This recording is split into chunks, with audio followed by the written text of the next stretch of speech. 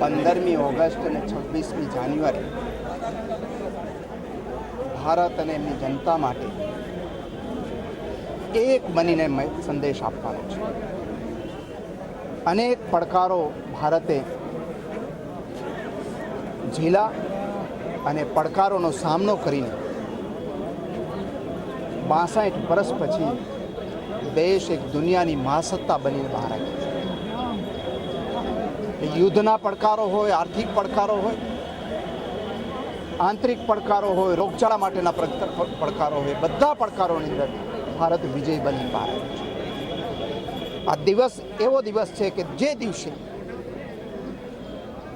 લાલ કિલ્લાના મેદાન ઉપરના વડાપ્રધાનના સંદેશથી શરૂ કરી આ દેશની શહેરીઓમાં વસતા નાગરિકો એક જ ભાષા અને એક જ ભાવથી વાત કરતા હોય છે. પરંતુ કમનસીબી એ છે કે આ દિવસને પણ મુખ્યમંત્રીશ્રીએ રાજનીતિ કરવાનું છોડ્યું. મારું ભાષણ સારું કે લાલ કિલ્લાના મેદાન ઉપરનું ભાષણ સારું? ભાષણથી દેશનો વિકાસ થવાનો છે.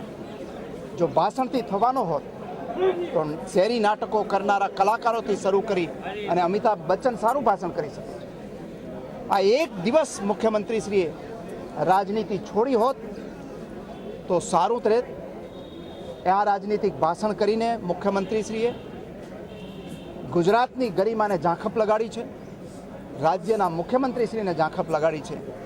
અને એક નાગરિક તરીકે હું શરમ અનુભવું છું કે મારે પણ એક સૂરની અંદર જે સંદેશો આપવો જોઈએ, મારો સૂર હોય કે મુખ્યમંત્રીશ્રીનો સૂર હોય કે વડાપ્રધાનશ્રીનો સૂર હોય, 15મી ઓગસ્ટે એક રહેવો જોઈએ.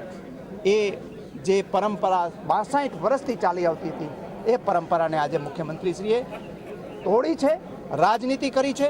અને એના માટે હું માનું છું કે આ રાજનીતિ કરવા માટેનો આ 15મી ઓગસ્ટ એ છેલ્લો પ્રસંગ હોય. આવનારા દિવસોમાં 15મી ઓગસ્ટ કે 26મી જાન્યુઆરીએ આપણે સૌ એક સૂરમાં વાત કરીએ એવી મારી એમને હાથ જોડીને વિનંતી છે.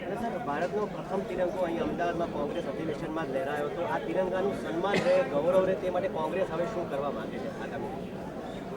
મેં કહ્યું એ પ્રમાણે પરંપરા આજની નથી. આઝાદી સંગ્રામની લડાઈથી શરૂ કરીને 1947 સુધી અને 1947થી શરૂ કરીને આજ દિવસ સુધી રાષ્ટ્રીય તહેવારોએ આખો દેશ એક જ ભાવ અને એક જ અવાજમાં વાત કરતો હોય છે. અને એ વખતે વડાપ્રધાનશ્રીએ પ્રવચન કર્યું હોય કે રાજ્યના મુખ્યમંત્રીશ્રીએ પ્રવચન કર્યું હોય, એ હું કોંગ્રેસનો કાર્યકર્તા હોય કે બીજી પાર્ટીનો કાર્યકર્તા હોય, એ તમામે એના સૂરમાં જ વાત કરવી જોઈએ.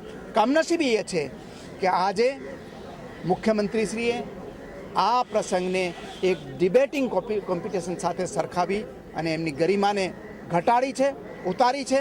અને એને કારણે એક ગુજરાતી તરીકે હું અને સમગ્ર ગુજરાતજનો છે એ શરમ અનુભવીએ છીએ.